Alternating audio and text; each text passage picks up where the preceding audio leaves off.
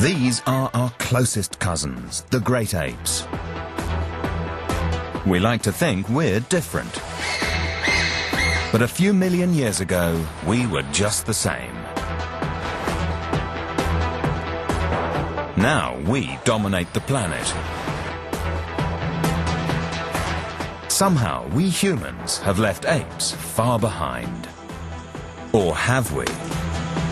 Through a series of experiments, we'll prove that apes are much closer to us than anyone thought. Startling images reveal that their instant memory is far superior to ours. Lettuce. Apes can understand hundreds of words. Better. They have a form of language. And they use more complex tools than anyone realized. By looking at the differences and similarities between apes and us, we may find the secret ingredient that makes apes apes and humans human.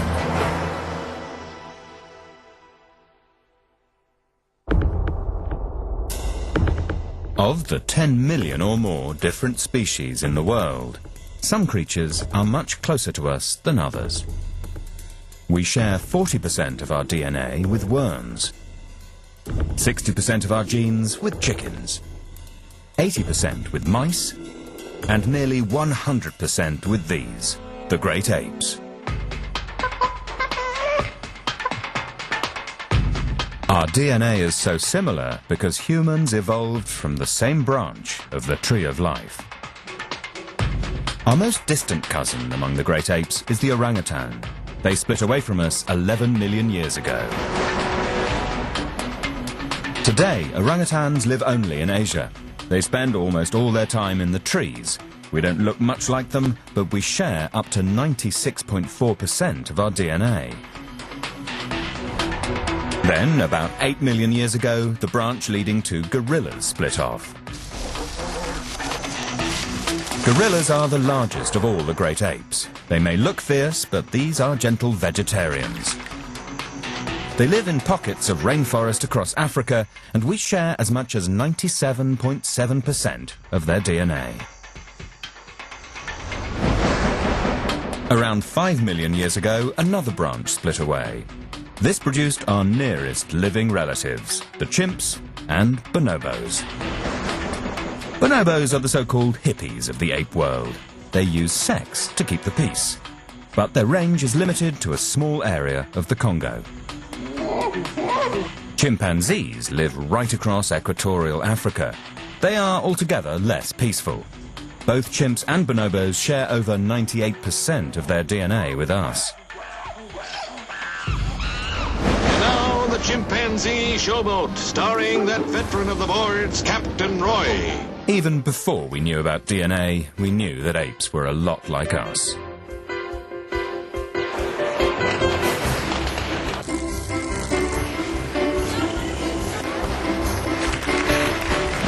They can do many things as well as we can. Sometimes better. But despite these similarities, apes are still swinging from tree to tree, and we are traveling through space. So how did this happen? What do we have that apes don't? What exactly is in that 1.6% difference of DNA that makes us human? The most obvious difference is our physical appearance. Or is it? The startling image of a 4D ultrasound scan. This fetus is 5 months old. And so is this one. The skeletons match each other bone for bone, and both hearts pump at a similar rate, around 140 beats per minute. But only one of these is human. The other is a bonobo. The large head, fine fingers and familiar fetal position suggest this one could be human. It's not. It's a baby bonobo. Even after birth, humans and apes are physically similar. But the most obvious difference seems to be the amount of hair. Apes are hairy. This chimpanzee's body is covered in around 5 million hairs. But look closely, and the baby's not so different. It has the same number of hairs as the chimpanzee. Humans and apes all have around 3,000 hairs per square inch. Ours are thinner and smaller.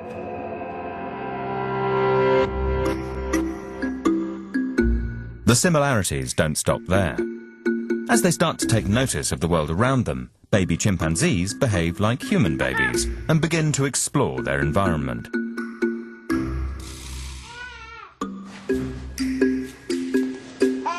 Both baby and chimpanzee are ticklish, and both have similar reflex reactions.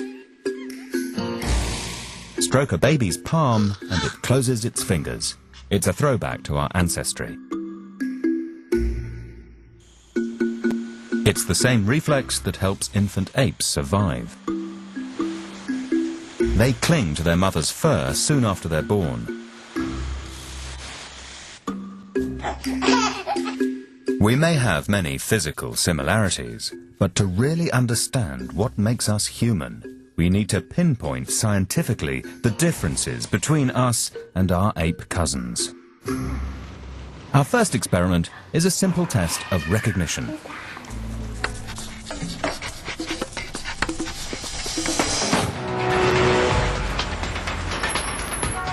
We take it for granted, but self-recognition is a fundamental building block of human society. We exist as individuals, each with our own unique features. Scientists believe self-recognition is essential for our survival. We can live in large groups because we recognize similar features to our own in others. We can tell friend from foe.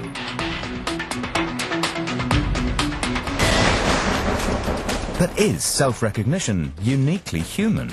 Show a monkey a mirror and it thinks it's another monkey. It attacks. But how will our closer relatives, the great apes, react when faced with their own image? This 3-year-old chimpanzee has never seen a mirror before.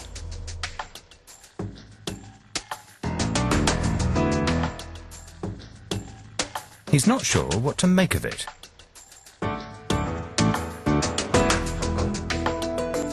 Erect fur is usually a sign of fear or anger.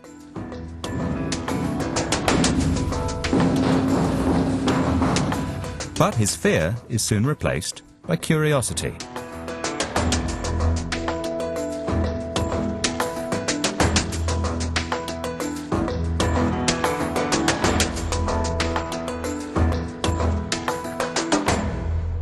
When chimps see themselves in mirrors for the first time, they naturally assume it's another chimp, the way a human being who's never seen themselves before does, and begin to play with the mirror image.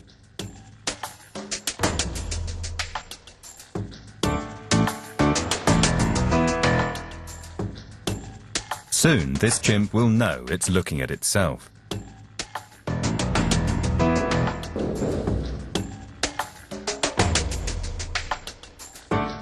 Just like these older chimps, they know exactly what mirrors do.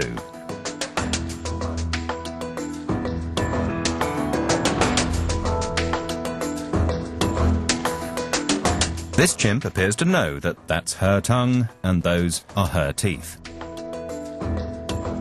Chimpanzees seem to have a concept of the bodily self that allows them to look into a mirror and say, that image is equivalent to this body. But how can we prove that humans and chimpanzees really identify the figure in the mirror as themselves? Psychologists have a well-known test for this. It's called the mark test. A researcher marks a child's cheek. The child then looks in a mirror.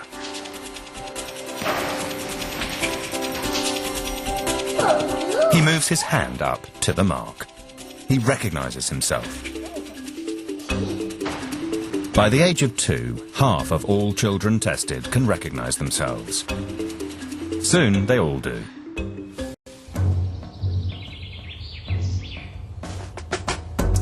So, can our ape cousins pass this test?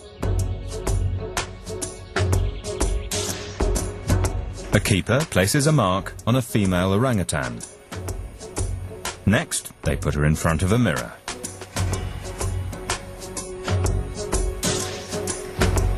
She has seen her reflection before, but this time she notices that something has changed. Her hand goes to the mark.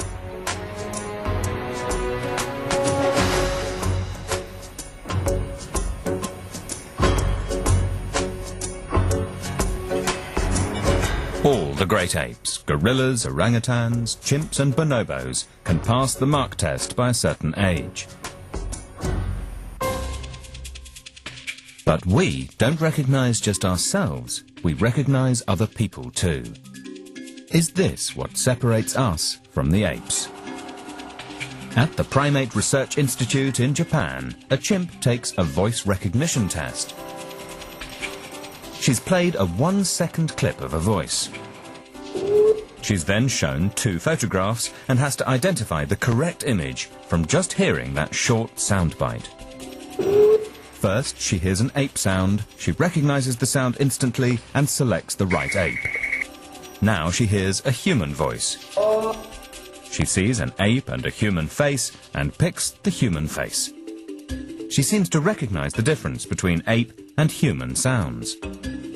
Finally, she hears another human voice. But this time, she's shown 2 human faces. She selects the correct picture. From hearing just that 1-second clip, she can distinguish not just different ape voices, but different human voices too. This chimp has an 80% success rate for the test. So, what differences have we uncovered so far? We've tested both humans and apes and found that they recognize themselves. Both are self-aware. So far, there is little difference.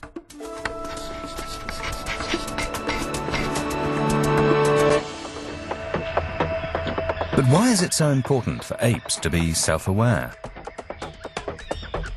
Scientists need to understand how apes relate to each other. Most great apes live in large groups. They can identify every face in their group. They know who to avoid and who to make alliances with. But in humans, group awareness is a stepping stone to something far more important. Maybe our most amazing feature, kindness. Over here! Hey!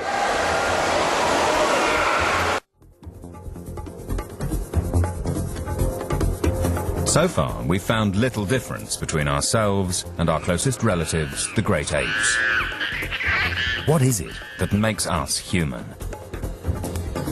We recognize ourselves in a mirror. So do apes. We both recognize others and can distinguish between friend and enemy. But are apes socially connected like humans? Are they capable of kindness? A bonobo lies injured. He's hurt his arm in a fight and is in pain.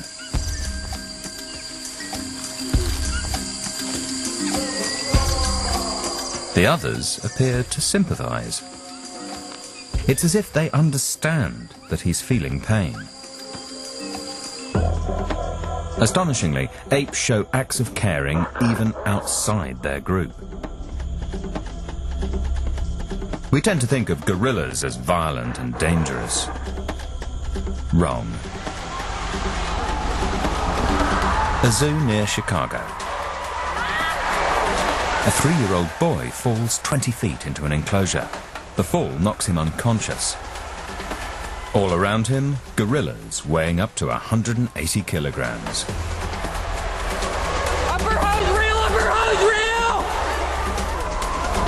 reel! But then, a female gorilla picks him up and cradles him in her arms as if he were one of her own. Gorilla's got her. She then gently places the boy down in front of her zookeeper's door. It's a touching, almost human moment. but we can't know the gorilla's true motives. To find that secret ingredient that makes us human, we need to conduct more experiments.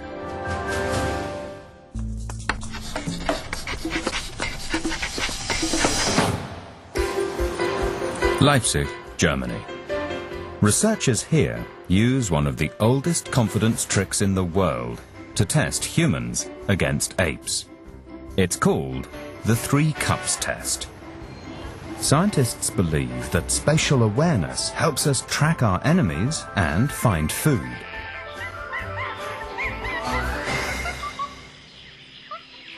The 3 cups test measures that ability. Put a toy under one cup and swap it with another. Which cup is the toy under? Gut, dann wollen wir mal. Oh, kein Hund. Da ist er, genau. This 2.5-year-old gets it right some of the time, but it's hit and miss. Ganz genau. Wo ist denn das Mädchen jetzt? That's typical of children at this age. Oh, toll. Da hast du es gefunden. Now let's see how the apes do. Children are interested in toys. For chimps, it's food.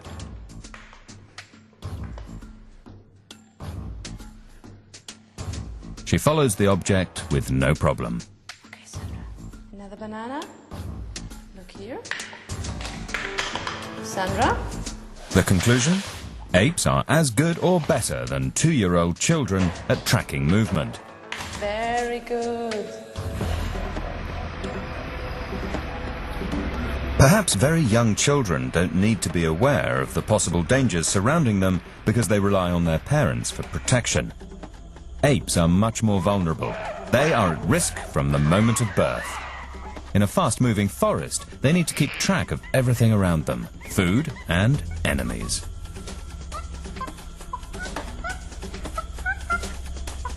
But within a few years, children catch up with the apes and can do this test.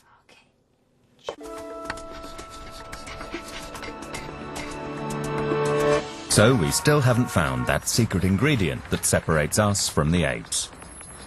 Many scientists believe one of the reasons humans are so successful is our ability to solve problems. We've found ways to keep warm in cold climates. We devised weapons to hunt animals bigger and stronger than ourselves. Do we have an exclusive on innovation?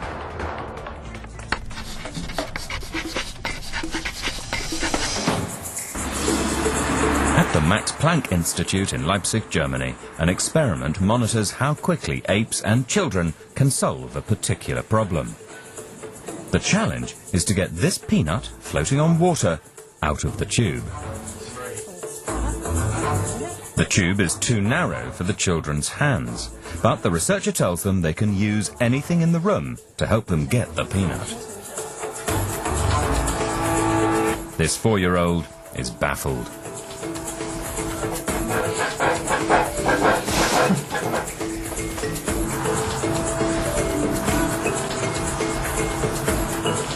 He's looking directly at the solution, but he doesn't realize it. After 4 minutes, he loses interest.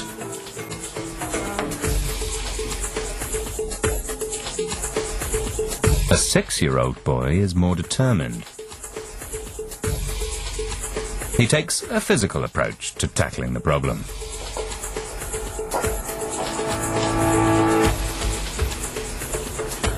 But it doesn't help. Frustration sets in.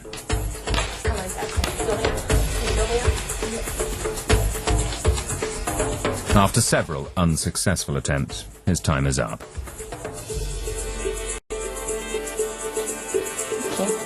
An 8-year-old girl also looks puzzled.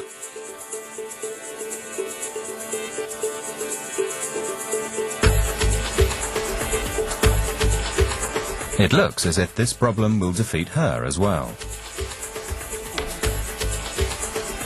But after 1.5 minutes, inspiration strikes. Scientists believe that younger children fail because they can only see one way to solve the problem. By the age of 8, most children can expand their thinking and find a solution. But how do we compare to an adult ape? The researchers bring the apparatus to Leipzig Zoo to see if orangutans can solve the same problem. An orangutan and her infant enter the room with the test apparatus. She can get water from a tap. She doesn't need a jug.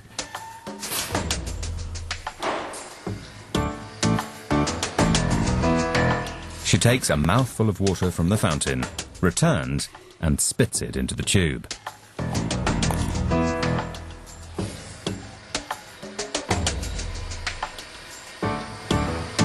Another mouthful of water, and the peanut floats to the surface.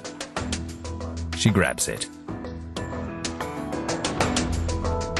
Orangutans are the champions at cracking this problem. All the orangutans they tested at Leipzig Zoo solved it. Even the 3-year-old only needs to see it a few times to get the idea. When researchers tested chimpanzees, one found an even more ingenious solution. Chimps aren't too fussy when food is involved.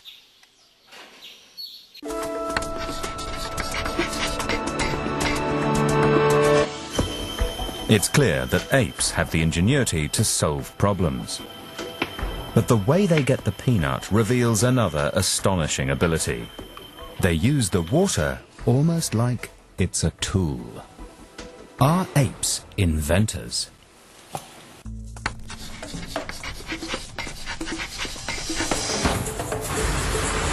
Tools are an essential part of our everyday life.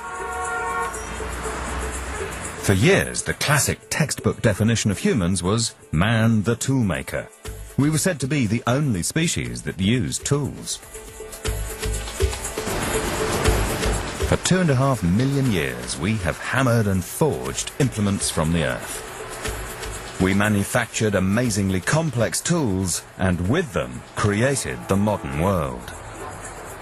Surely our tool-making ability makes us unique.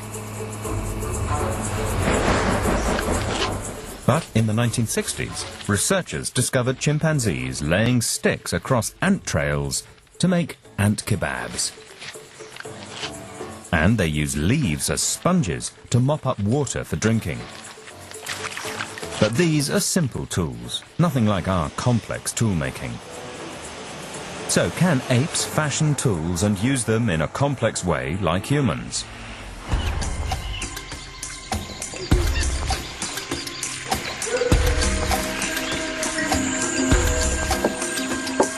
Cricket Sands and Dave Morgan of the Wildlife Conservation Society are on an expedition to one of the remotest parts of Africa, the Gualogo Triangle in the Republic of Congo. For the last 6 years, they've been coming here to study chimpanzees in the wild. Sands and Morgan are looking for signs of chimpanzee tool use. They suspect that chimps have reached a far higher level of sophistication in fashioning tools than we currently believe.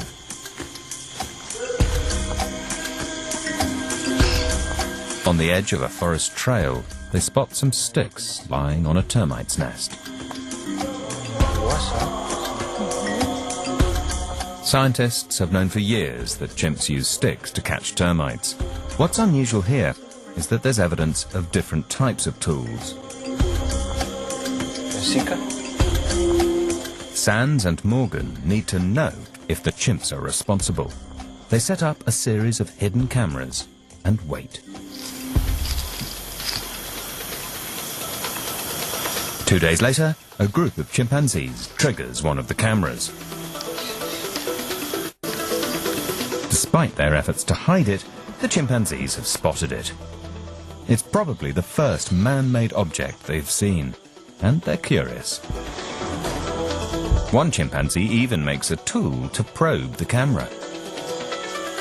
Over the next few months, triggered by heat, the cameras will capture anything that comes into range.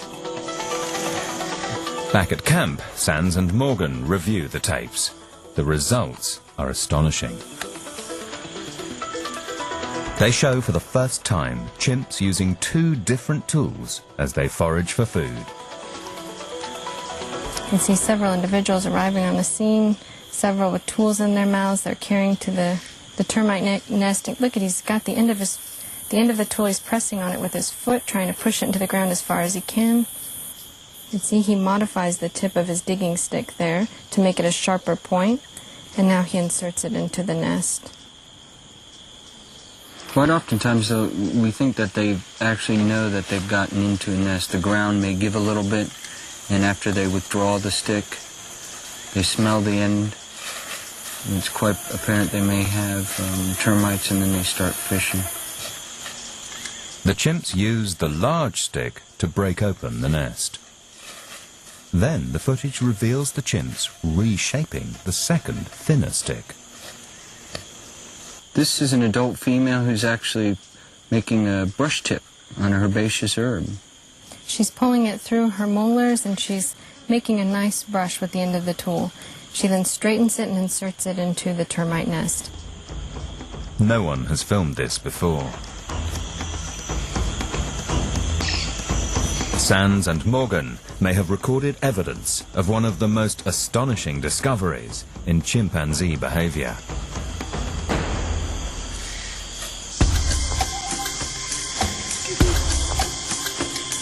Deep in the Republic of Congo jungle, researchers Cricket Sands and Dave Morgan study chimps to find out if the great apes can solve problems with tools like humans.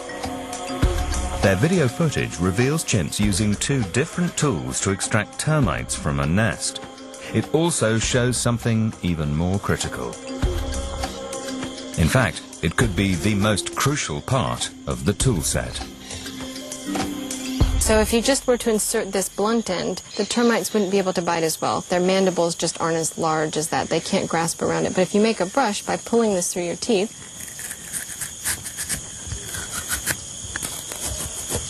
even pulling a fibers apart,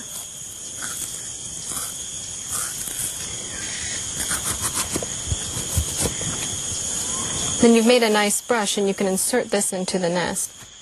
In tests, Sands and Morgan have found that the brush catches 10 times more termites than a plain stick. And now that we've opened the surface of the nest, we need to follow with a second tool.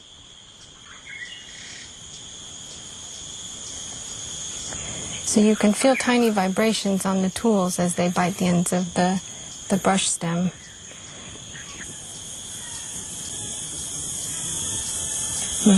Here we have a major soldier, a few workers. Did okay, probably not as good as a chimp. After they've got the termites in the end of the wand, they'll withdraw them and throw them in their mouth and chew on them very quickly. Some very smart chimp invented the brush tip stem tool. They should patent that. I mean, it's amazing. It really does increase their efficiency. It's the first time anyone has recorded chimpanzees using 2 tools with different functions to achieve their goal. Sands and Morgan's research reveals that chimpanzee tool use is far more complex than anyone thought.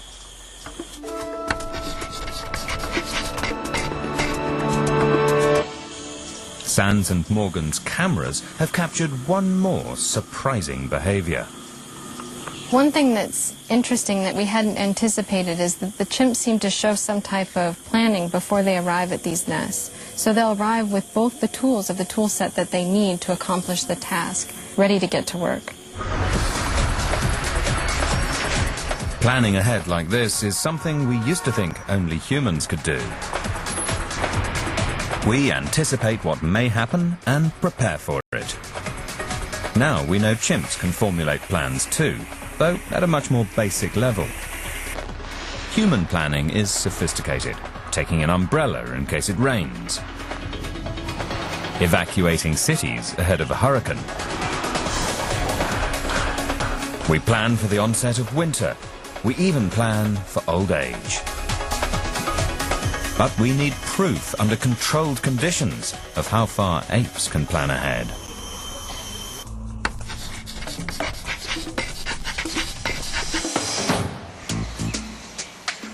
Leipzig Zoo, an orangutan is about to take part in an experiment. The researchers offer a banana, but the orangutan can't reach it.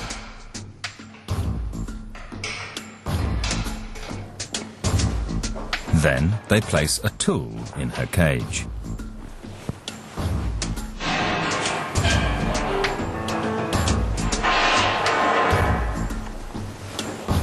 The banana is part of her routine.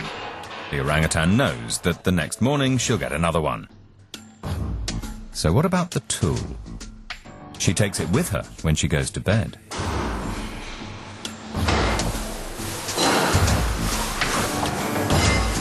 As she prepares her nest for the night, she makes sure her tool is in a safe place.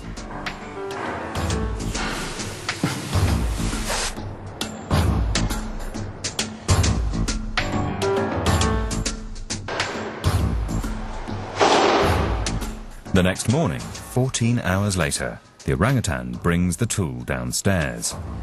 She uses it to get the banana. She has planned ahead. This experiment proves definitively that apes can plan ahead, but it appears that 14 hours is about the limit. Apes can plan for the short term, but we humans can plan decades, even generations ahead.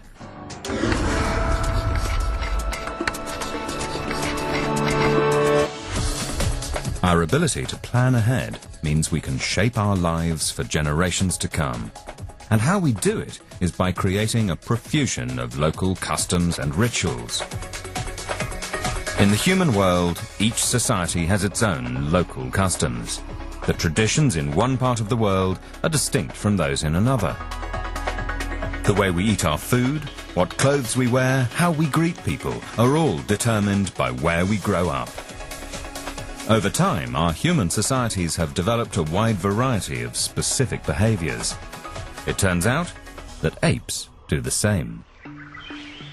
In Bossou in Guinea, chimpanzees pound the top of oil palm trees to extract the tasty bud. It's a unique behavior. They only do it here. Nearly 300 kilometers away at Tai in the Ivory Coast, the chimpanzees are expert nutcrackers. Other chimpanzee communities have nuts and stones, but don't do this. In the Gualogo Triangle in the Republic of Congo, chimpanzees use heavy sticks to break open bees' nests for honey. It's not just that they use different tools in different places. Their social behavior varies too. In some communities, chimpanzees greet each other with a kiss. In others, they make a distinctive hand clasp as they groom each other. But how do we and the great apes learn these customs? Is there something unique about the way humans learn that separates us from apes? Our next experiment is about to show how apes learn something for the first time and create a new custom.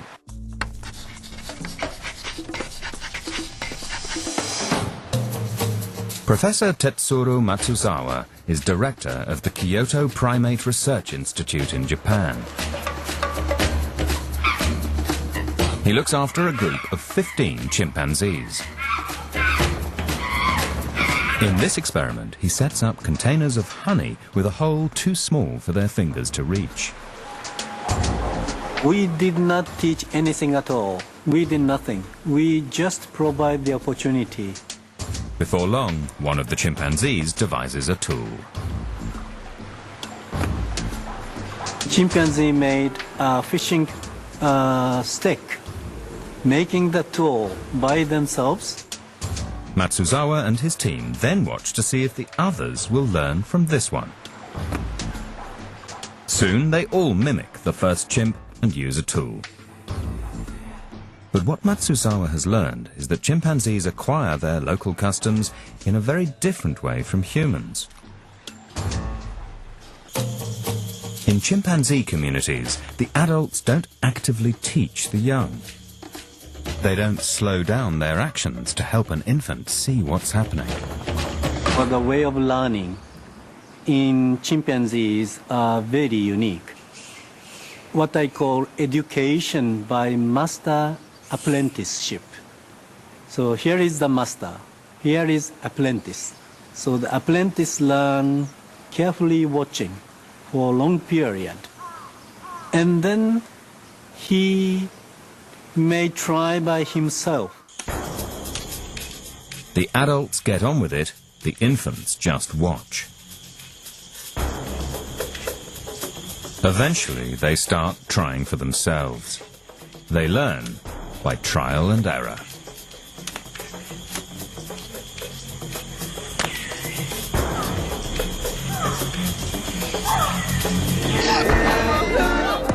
So far, researchers have counted more than 40 local traditions in chimp societies in the wild.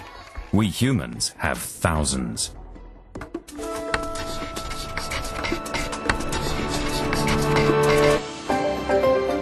Perhaps it's our different way of learning that accounts for the difference between us and the great apes.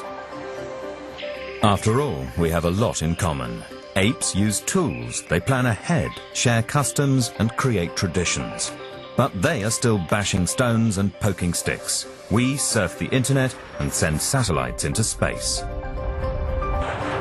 An amazing new experiment may hold the answer to the secret of our success.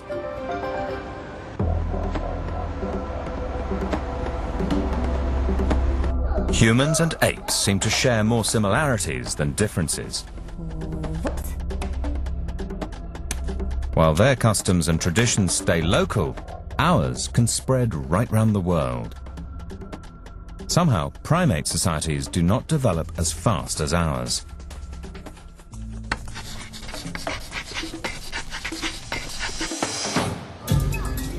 This is Lake Victoria in Uganda. And this is researcher Victoria Horner. She's developed a simple but brilliant experiment that could explain how we came to be the most successful species on the planet. Strangely, it's because there are some tasks we do worse than chimpanzees. It's very, very difficult in the field to actually see learning in action. And chimpanzees have only been studied scientifically in the wild for about 40 years. She uses 2 boxes to test whether the way we learn can explain our success. We present both chimpanzees and children with this box. This is the black box. And it's completely opaque. You can't see the inside of the box. You can't see how it works at all. And inside this, there is a food reward for chimpanzees, or for human children, there's a little sticker.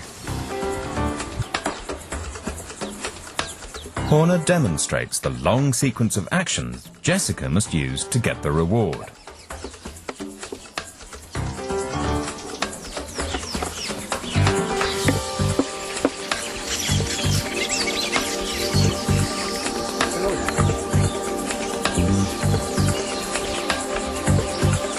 She reloads the box. It's now Jessica's turn to show she's learned what she's seen.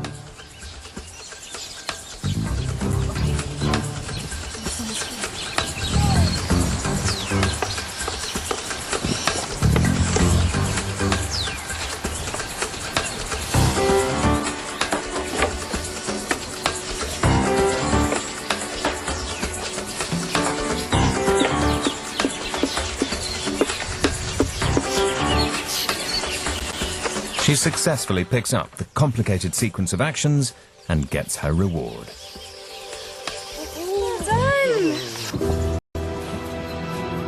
Next, Horner and her boxes make the 15-minute journey to nearby Ngamba Island. This tropical paradise is a sanctuary for rescued chimpanzees.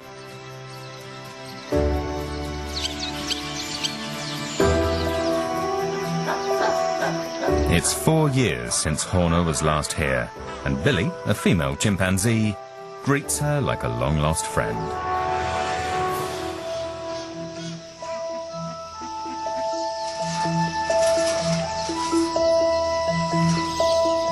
Greetings over, it's time for the experiment. Horner demonstrates the movements to Billy.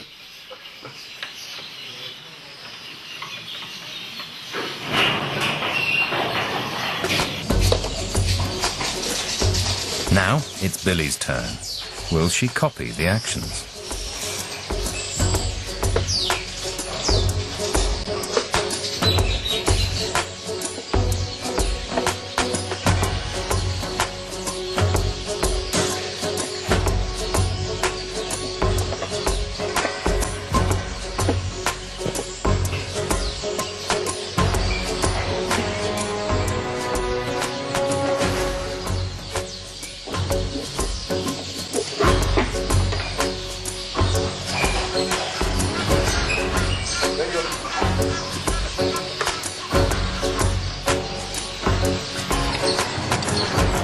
Just like Jessica, the chimpanzee copies the actions and gets her reward. But Horner has just been toying with both ape and child. This experiment is not about how apes learn, it's about understanding how humans learn. Back at the school, she swaps the boxes. We then present them with what we call the clear box. And this one is structurally identical to the black box, but this time all of the walls of the box are made of see-through material.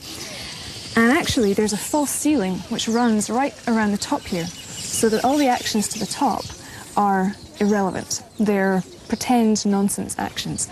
And the sticker, or the food reward, is actually located in this tube at the front.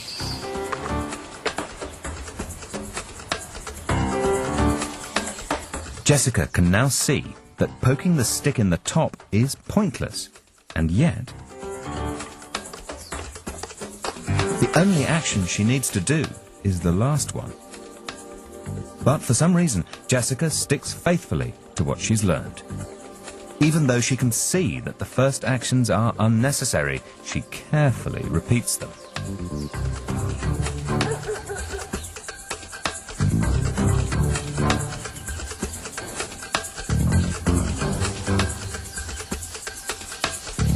Finally, she gets the reward. Oh, well done! Very good. It's not just Jessica. Horner has tested children around the world, and they all copy her actions. Not one of them takes the shortcut. What we found was actually rather surprising. We found that the children copied everything that I did, no matter whether they had the black box or the see-through box. So what will Billy do?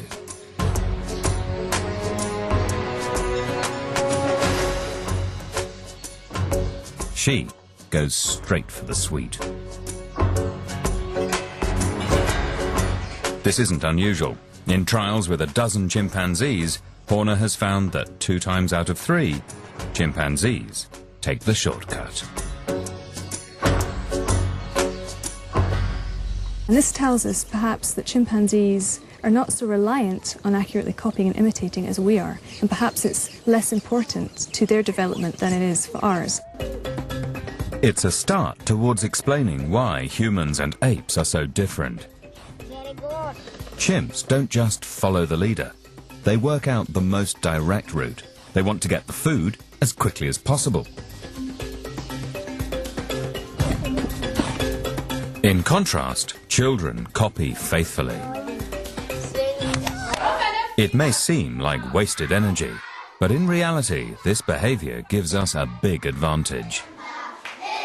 Imitation and copying accurately is a huge part of our development as humans. It's how we learn language, it's how we learn to interact with objects and acquire cultural behaviors and lots of the complex things that we do as humans. And it's a little as if it's a sort of default for us to copy accurately.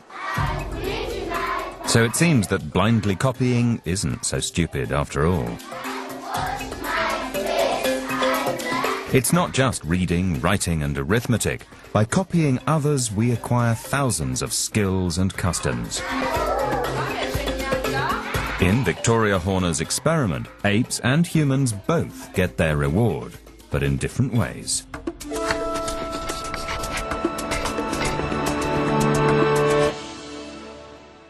Victoria Horner's experiment has revealed the first significant difference between humans and apes. But are there others? So far, we have outstripped our ape cousins. Our achievements are on a different level. We build roads and skyscrapers, invent iPods and atom bombs. We transform deserts into cities and put men on the moon. One small step for man. Is it the fact that humans learn by copying, or is there something else in our DNA that enables us to do all this?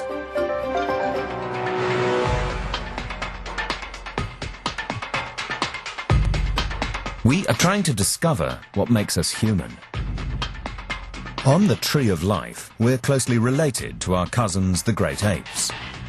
There's only a few % difference in our DNA, but somewhere in that genetic material lies the reason behind our place at the top of the tree. We develop technology by understanding the laws of nature. We can calculate the orbits of planets, use the principles of aerodynamics to lift a 500-ton plane into the air. We even build machines that lift us free of the Earth altogether. So how does our ability to understand the laws of nature compare to the apes?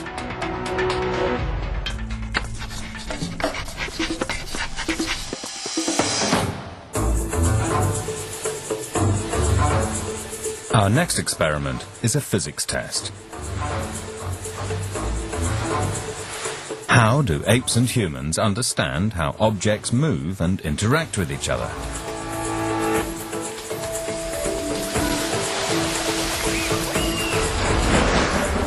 Daniel Povinelli at the University of Louisiana Lafayette has a simple but effective experiment that reveals a key difference between humans and apes. What we're going to do is place the object here on the ramp, the apple, and we're going to give the chimps the opportunity to pick up both objects and decide which ones to roll down the ramp, the light one, or if they're really reasoning about some underlying property, the heavy one. Very good, Mindy. The chimps are given the choice of using a heavy or a light ball. Okay. But they just pick one ball at random. They don't understand they need to use the heavy ball to dislodge the apple. After hundreds of trials, chimpanzees will learn to do this test correctly. But it's obvious this is learned behavior. They are being rewarded for using the heavy ball, but they don't understand why. But will children fare any better? Will they grasp the concepts of weight and gravity? Now, which ball will knock the apple out? Okay, you want to show me? There you go. This 5-and-a-half-year-old gets it right away. Okay. In fact, children doing this test pick the heavier ball from the age of just 1.5. We understand how objects move and interact from an early age. Clever girl. It's one of the skills that sets us apart. From simple structures like a mud hut right through to modern-day houses, we know how to build a roof over our heads without it falling down. And one simple experiment will show why we can do this and apes can't. In this experiment, children and chimpanzees learn to balance L-shaped blocks upside down.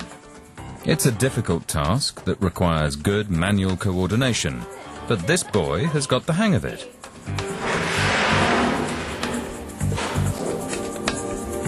And so has the chimpanzee.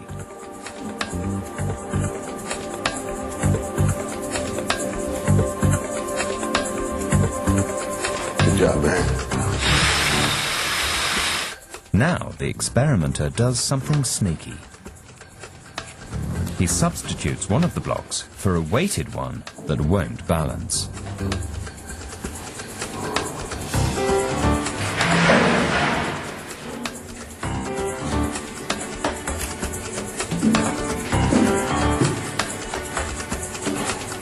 Get the other one, man. Get the other one. The chimpanzee believes the block will stand up and keeps trying. And trying. And trying. Although the chimps will continually attempt to stand up the block, and will go to great lengths to make it stand up, maybe even occasionally doing something as smart as that. The one thing they won't do is to turn the block over as if attempting to explore some reason why this system keeps failing.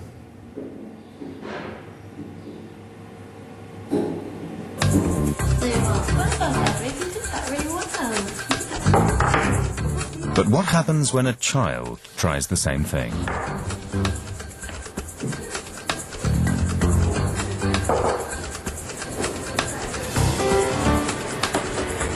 He realizes something is wrong immediately and investigates.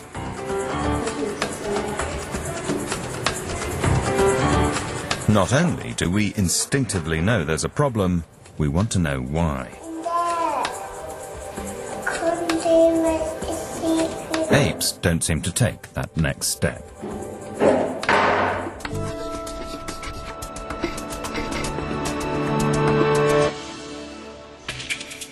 For the first of our ancestors, millions of years ago, our ability to ask questions and think laterally was a great leap forward. We no longer relied on trial and error. We began to predict how objects behave. It was a quantum leap on our march to the top of the evolutionary tree. But our desire to understand our world is only part of the puzzle. The real key to our success lies hidden somewhere in the development of our brains.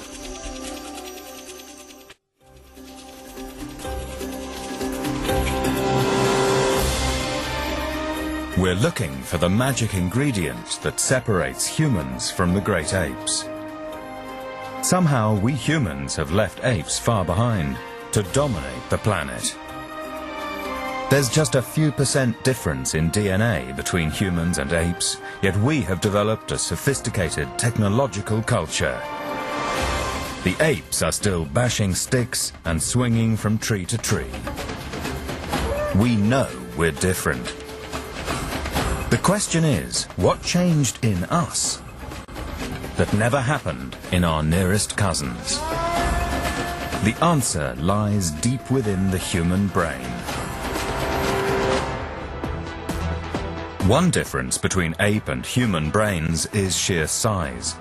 By the time we're adults, our brain will be 3 times the size of a chimpanzee's. Along with this large brain comes an extremely powerful memory. All of us can remember millions of pieces of information. In fact, we generally assume we have the best memories on the planet. Think again. You're about to witness one of the most incredible feats of memory ever filmed. And it's not human.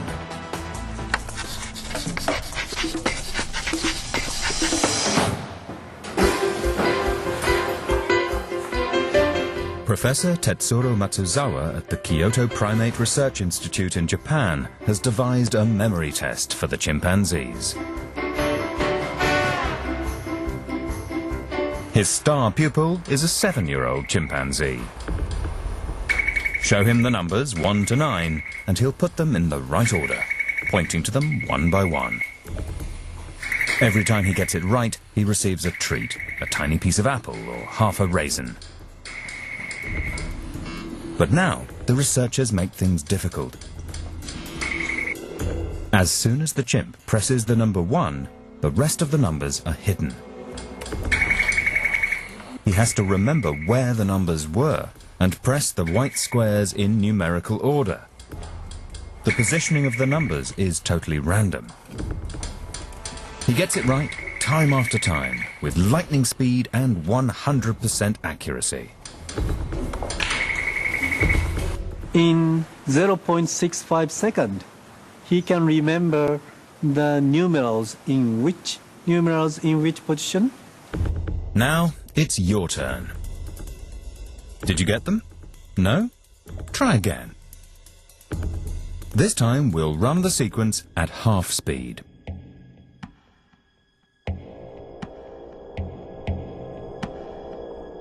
Still too difficult? Try at a quarter speed.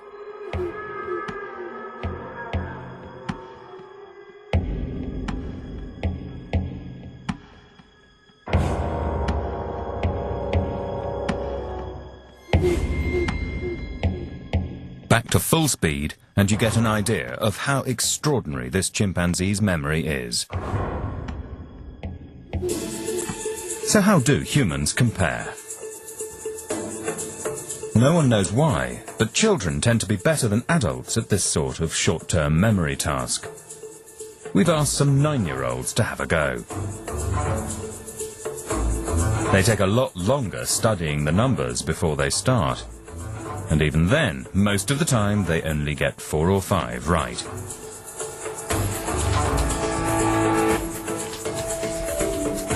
Occasionally, they do a little better. Not bad.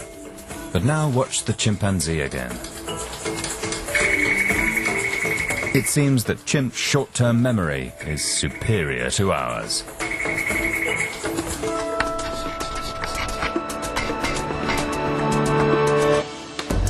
Scientists believe the chimpanzee's short-term memory helps it survive. They can take an instant inventory of their surroundings, locate food, and avoid enemies.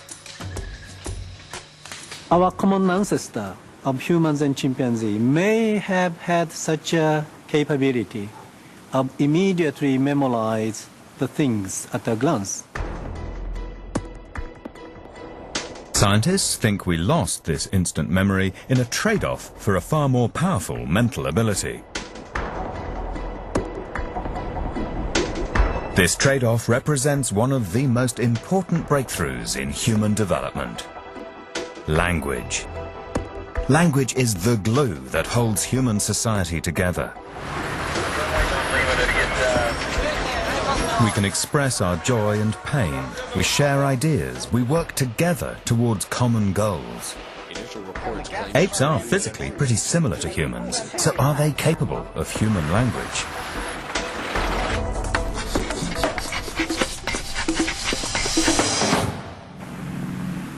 In the 1950s, 2 primate researchers, Keith and Catherine Hayes, tried to teach a baby chimpanzee to speak English. Speak. Louder. Speak. One difference between us and chimps is that their larynx is a different shape. The chimp has to hold her nose to make some sounds. Despite all their efforts, after 6 years, this chimp only learnt to speak 4 words. No, do this. Mama? Papa? Papa.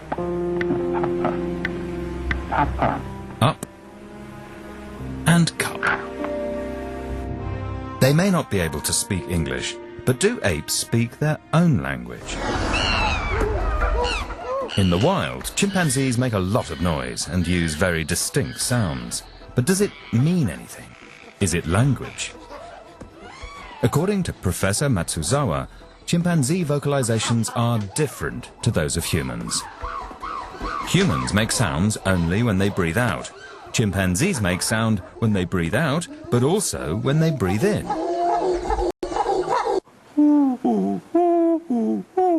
For you, it sounds like hoo ho hoo ho hoo ho. No. Hoo hoo hoo hoo hoo hoo.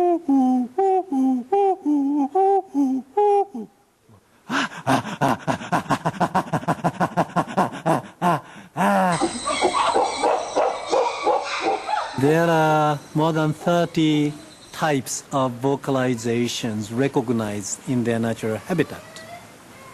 One of the most impressive one is called pant-hoot, like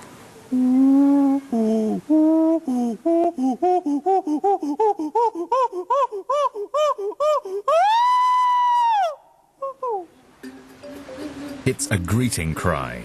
It's used to tell other chimpanzees where they are in the jungle. It can be heard up to 1 kilometer away.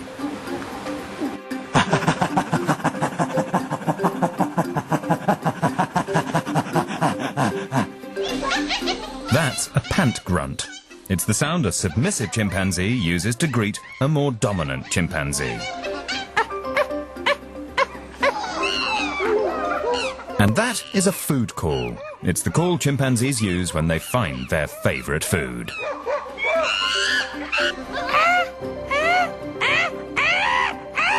I am very scared. The great apes do appear to have language, but theirs is limited. Humans are light years ahead. Children start absorbing language from an early age, possibly even in the womb. Yeah, good. We start learning to speak as babies, and by the time we hit our late teens, our ability to communicate is phenomenal. The average adult has a vocabulary of around 60,000 words. It's clear that apes can't speak like humans. So what is it about our brains that allows us to learn and understand so many different words?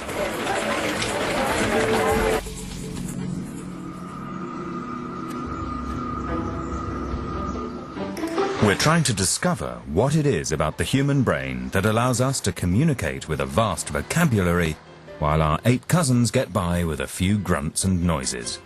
The scientists at the Great Ape Trust near Des Moines in Iowa are real-life Dr. Doolittles. They talk to the animals. Now can you do this? No, not that. For over 50 years, scientists have been trying to teach apes to speak. If apes could talk, then perhaps we could begin to decipher their thoughts and feelings.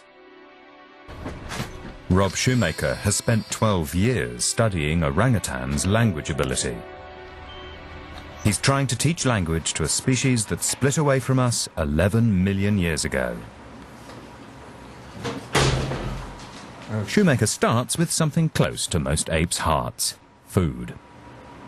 Okay, Ace. Do you want to start with these? That'll be really good, I know it. The orangutan has to identify the correct symbol for each object. We'll begin by naming some grapes. This is the symbol for grape. Watch carefully now. Excellent. Well done. Good job. Good job. And the symbol for a banana. Okay, now watch carefully. Excellent. Good. Here's the symbol for apple. Ready? See what I have? Good. Now watch your screen. That's a boy. Good. What I'm going to ask AZ to do now is to name an object. See this? Want to name it? Okay. Let's see what you can do. Here's the symbol for cup. That's a boy. Good job. Good job. Very, very good. Very, very accurate. When he's naming items like this. The ape very quickly learns to put similar but not identical objects into the same category. This is much larger, it has a handle, it's a different color, it's a different material, and so on. If he understands the concept for something or the abstract label for it, he can generalize it very, very effectively. Good job. So far, he's taught the orangutan symbols for a few different foods and objects. But there's a limit. Humans have an average vocabulary of 60,000 words. This orangutan works with a dictionary of just 70. It's impressive, but you couldn't call it language. To find out if language is unique to humans, we have to test one of our closest genetic relatives, the bonobo.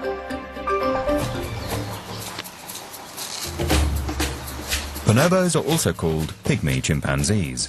Physically, they are very similar to chimps, but they behave very differently. In the wild, instead of an alpha male, females form alliances that control the group. There are few fights. They release tension by having frequent sex. And the bonobos walk upright more often than chimps. Get through here. At the Great Ape Trust, Liz Pugh works with a small group of bonobos.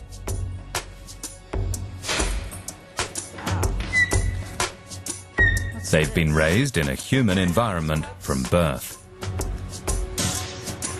They're now in their 20s. Can you get the oil, please? They're introduced to plenty of objects and activities in their daily lives, encouraging them to use language. Life is very informal. The bonobos have the run of the place. They even get to cook their own meals. Get out a noodle. The noodle. The apes use a chart of symbols called lexigrams to communicate with Pew and Director of Research Bill Fields. What else would you like with your noodles? You want some cereal? We use the lexigrams in how we tangibly live every day, whether it's science or feeding or sleeping or having fun or whatever it is we're doing, we use the lexigrams. It is the way we communicate. This method has produced remarkable results. In this test, the researchers ask a female bonobo to demonstrate her extensive vocabulary. Pressing the green disc reveals the symbol for a word. She also hears the word spoken. Lettuce. Good, we have to do 15. She then has to find the picture that matches the word. Watermelon. Coffee. 5. Liz Pugh believes the bonobo understands the meaning of over 2,000 spoken English words. And using lexigrams, it can communicate 250 words. Good. One more, I think. Rubber band. Rubber band. All right.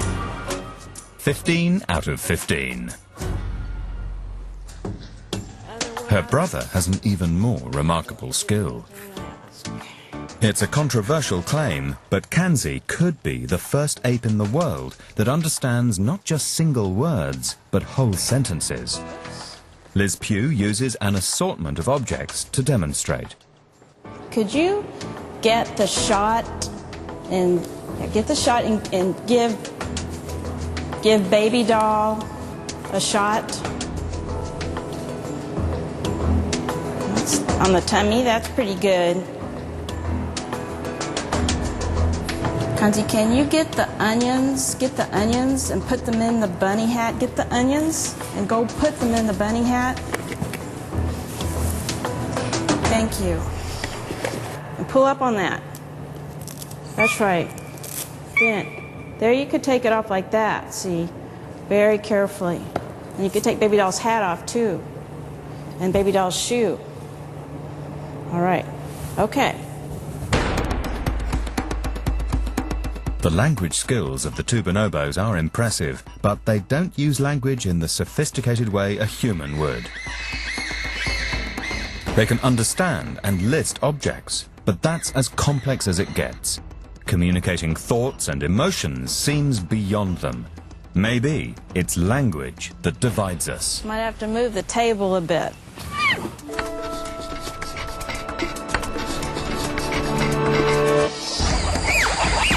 In the wild, ape vocalization may not have developed much since the chimps and bonobos split away from us around 5 million years ago. But since we split away from our ape ancestors, our brains have developed sophisticated ways to take in information. They learn by trial and error or by passive observation. We communicate ideas and discuss ways to solve problems. And it's not just language. What makes us unique may be something even more fundamental. We cooperate. We work together. We play in teams. Share our activities with others. From remote villages to big cities, communities pull together to help each other survive. This is perhaps the most extreme example: war. The people of an entire nation strive together towards a common goal. Everyone has a different role, but everything is focused towards this one end. So is it cooperation that separates us from the apes? One scientist has witnessed and filmed an astonishing event that reveals just how far chimp cooperation can go.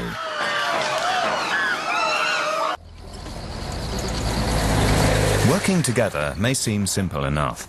It's a fundamental part of society. But we need to know if our ability to cooperate is shared by our ape cousins.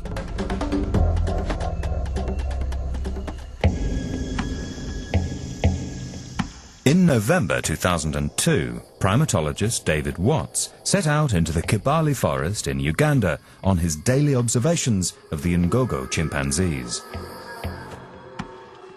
He was about to witness a shocking event.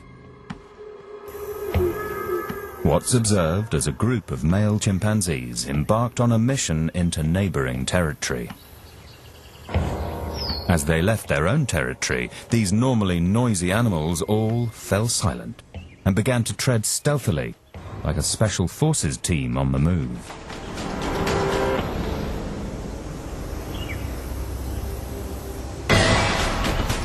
Suddenly, they spot a small group of neighboring males. They move in for the attack. One male is surrounded by 18 males. It makes a desperate bid to escape. But it's too late. They beat it to death.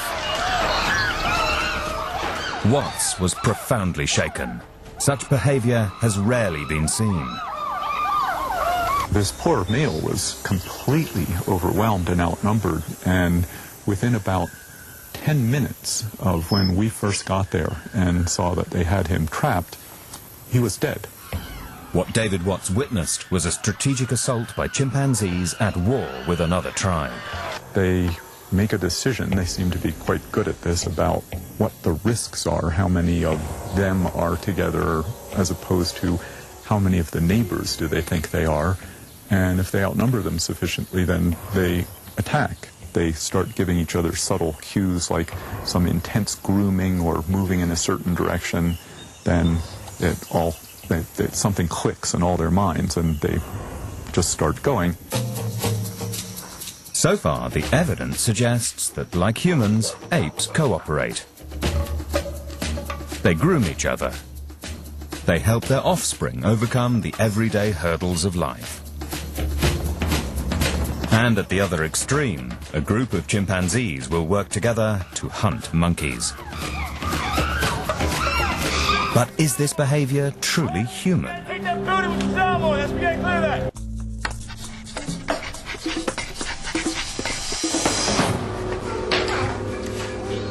At the Max Planck Institute in Leipzig, Germany, this researcher is finding out how far humans will go to help others. He looks like the clumsiest scientist on the planet, but his butter-fingered experiments have a serious purpose. They reveal that even tiny children cooperate instinctively.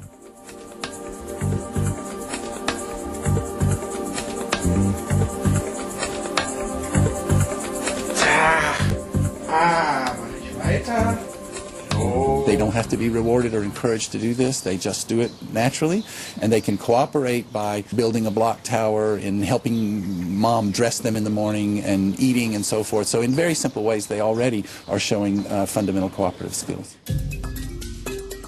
Do apes share this instinct to help out, or is something limiting them?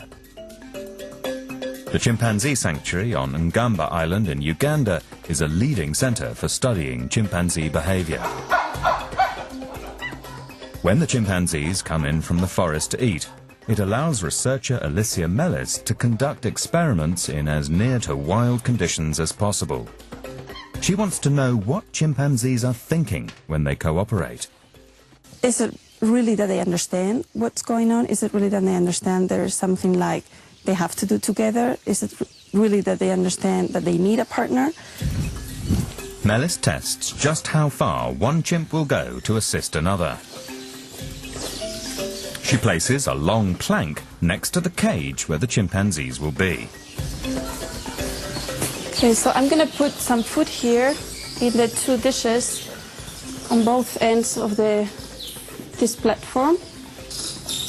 That's 5 pieces there, and another 5 pieces here. She then runs a rope from the plank to the cage. When the ends of the rope are close together, like this, one chimp can get the food.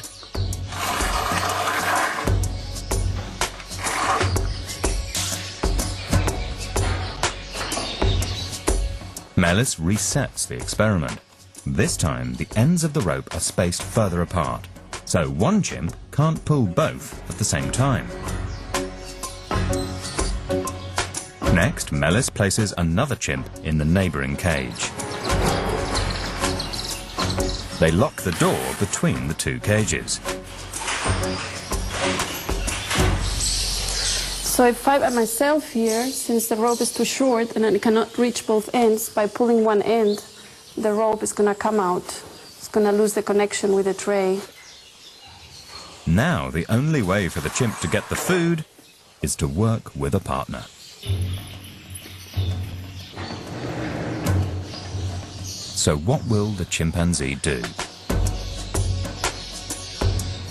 He realizes he can't do it on his own and removes the peg to release the other chimp. They pull the rope together. In this situation, the chimpanzees help each other. But just one small change tips the delicate balance.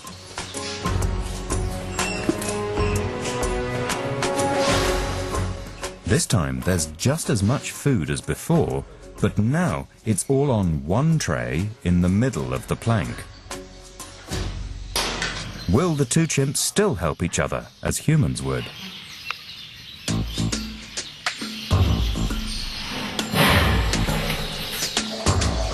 Both hold the rope, and one of them pulls the plank in. But the dominant chimpanzee grabs all the food.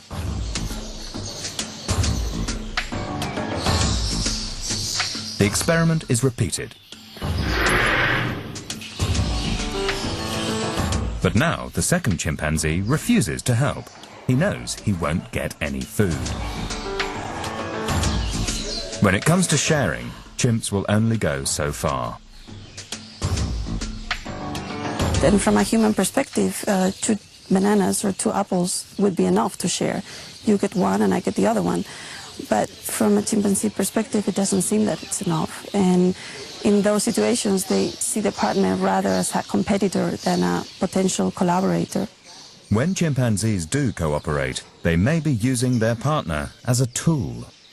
I'm just using this other chimpanzee to obtain my own goal. If that's the case, it is a difference to human cooperation in which we have a shared goal and we have shared intentions. Perhaps this is the dividing line between apes and humans. We share intentions. We communicate our goals. And crucially, we're not just serving our own selfish needs. The final part of our cooperation experiment reveals how we are able to share intentions in a way that apes never can.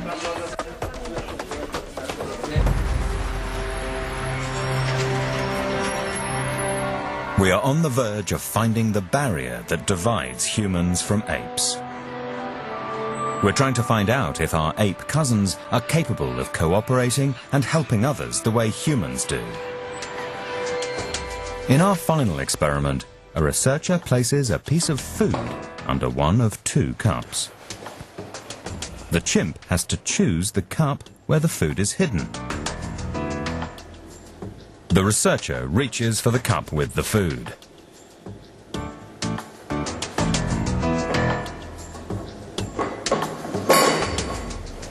And the chimp goes straight for it.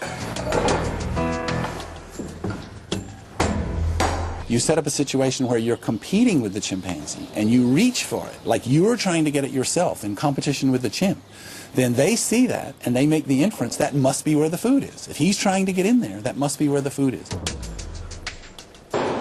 But just a slightly different gesture changes everything.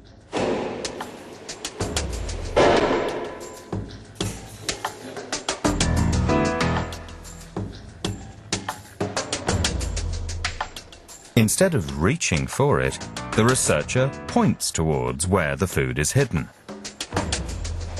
Half the time, the chimpanzee picks the wrong cup. It doesn't understand that the researcher is trying to help it. Perfekt. I don't think chimpanzees quite understand that you're trying to inform them of something helpfully. In their natural state, chimps don't just point to some food for another chimp and say, here's some food if you'd like it. I don't want it right now. You can have it.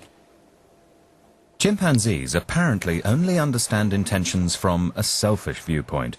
They only cooperate if they think they will gain something from their actions. Here's the same test, this time with an 18-month-old child.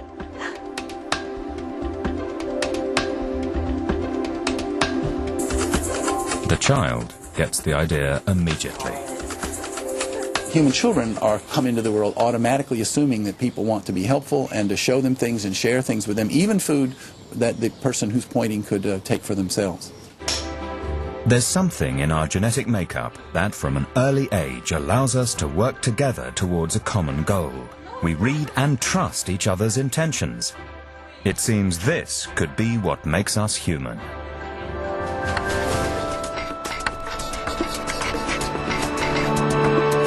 Humans cooperate and communicate in especially complicated ways in forming social institutions like universities and government, in building buildings, in sports teams, in wars. Our armies are quite cooperative also. So being able to help one another and to do things for one another's benefit and stuff that humans are especially prone to do.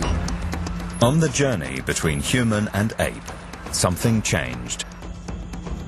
At some point, our brains began to develop differently. Now, scientists think they know when and how this change happened. We've come to Philadelphia, where this discovery was made by pure chance.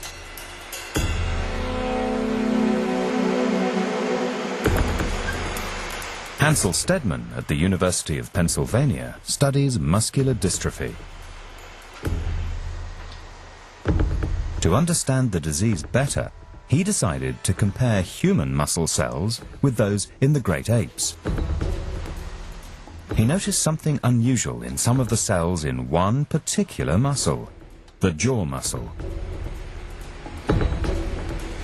He took a thin slice of chimpanzee and a thin slice of human jaw muscle and compared them under a microscope.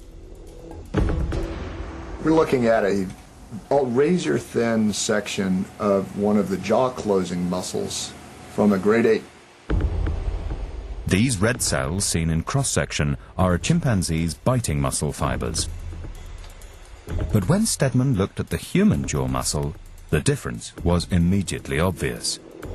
The human biting muscle fibers at the bottom are 1/3 the size of the great apes. This isn't just an isolated case. Every human jaw muscle looks the same. Stedman has discovered that in the distant past, a genetic mutation occurred. It made our ancestors' jaw muscles much weaker than those of the other apes. You wouldn't think that a weaker jaw could be an advantage back in the prehistoric era. But incredibly, it's this genetic mutation that could be responsible for something even more amazing. The secret lies in the way muscles attach to bones, in this case, the skull. If you take a look at this orangutan skull, this is an adult male, this illustrates very nicely that muscles leave an indelible mark on the bones where they attach to them.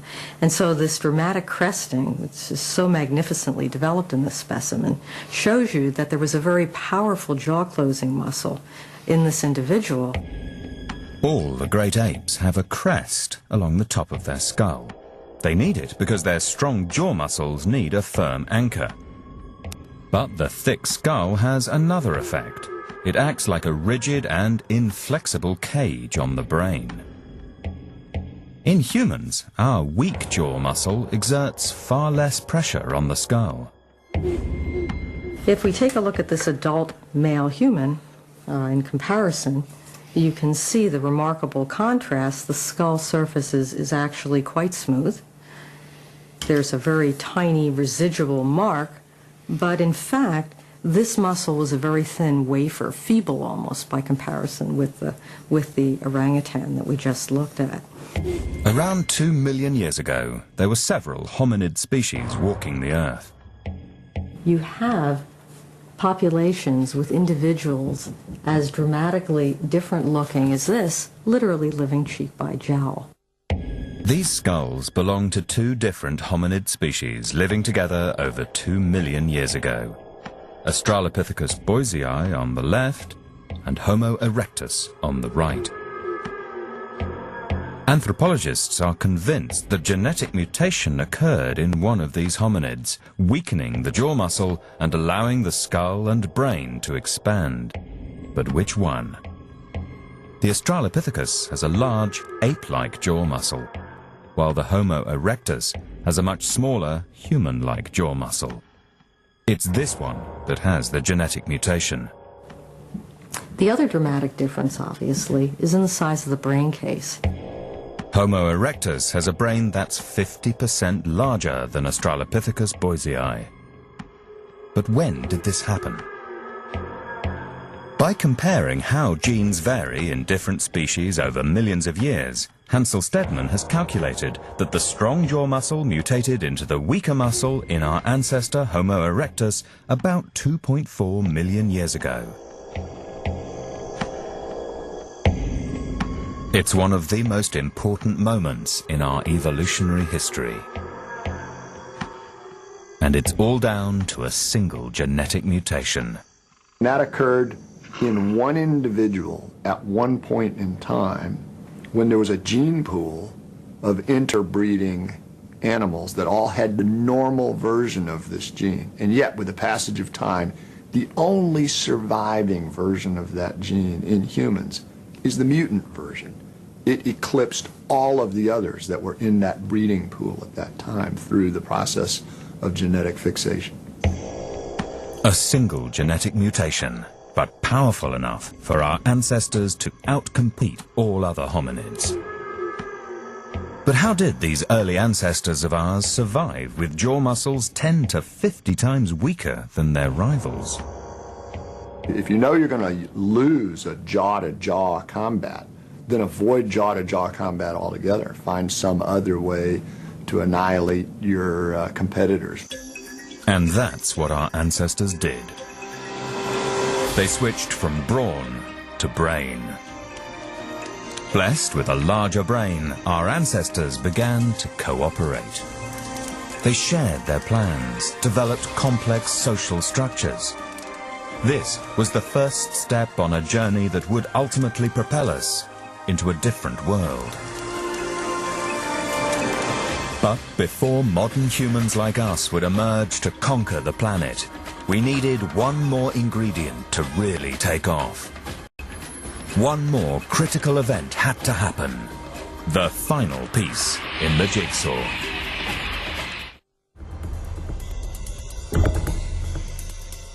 Over 2 million years ago, our ancestors changed.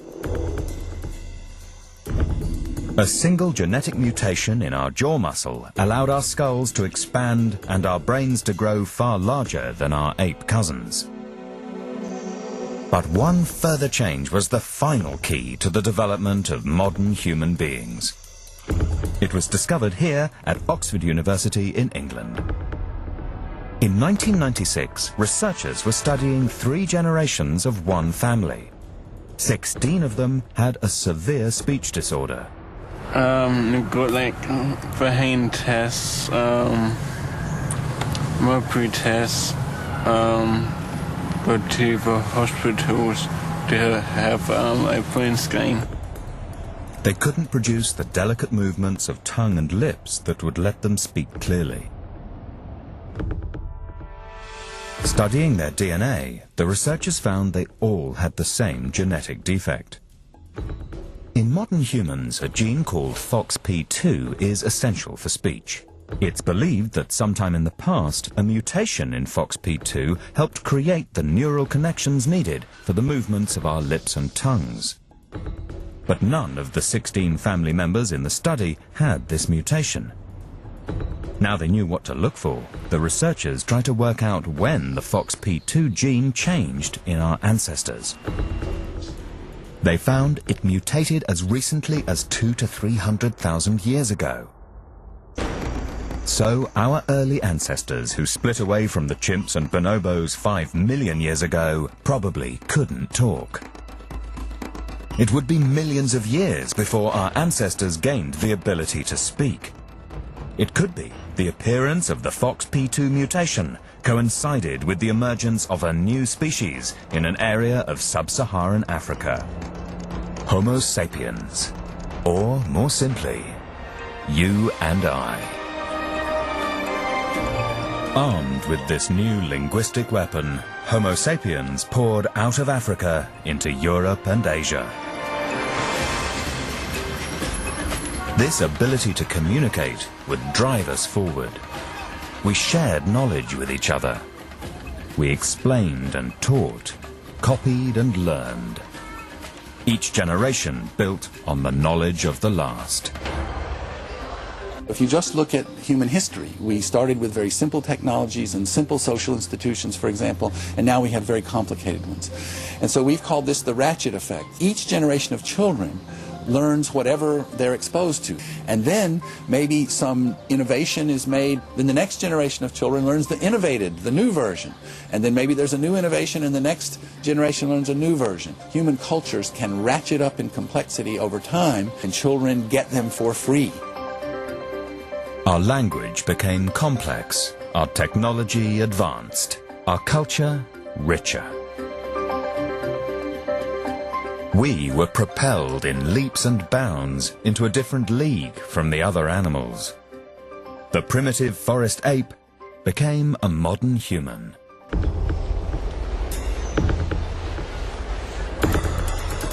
In many ways, we are still similar to the apes. Tiny differences in our DNA give us the things that make us special: brain power, language, complex tools, and our ability to share goals and work together. But the great apes are special too. They have incredible physical strength, fast reactions, and a phenomenal short-term memory. Both of us are adapted for our own environment. But one difference stands out from all the rest. Our development has made us incredibly successful. There are now over 6.6 billion of us on the planet. Compared to the great apes, an astonishing contrast emerges. The number of people born in just 2 days, some 700,000, is greater than the number of all the great apes in the world. We share most of our DNA with them. But the tiny amount we don't share makes a world of difference.